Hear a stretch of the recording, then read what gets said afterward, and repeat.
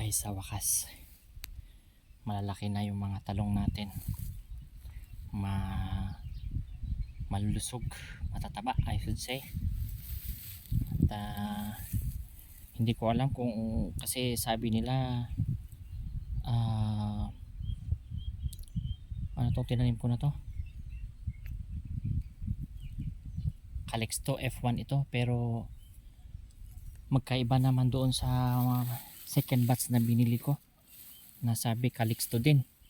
Ito medyo hindi gaano siya ano,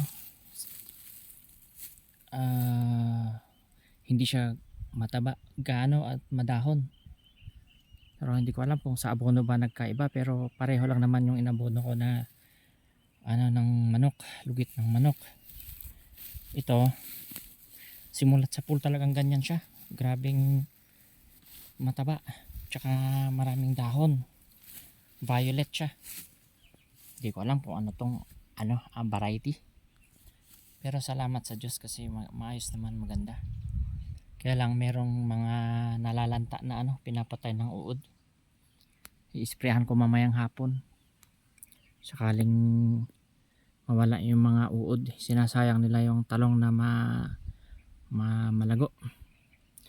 Yan mga katalong, kapwa farmer pala, magsipag lang tayo at maganda-ganda ngayon ang presyo ng talong.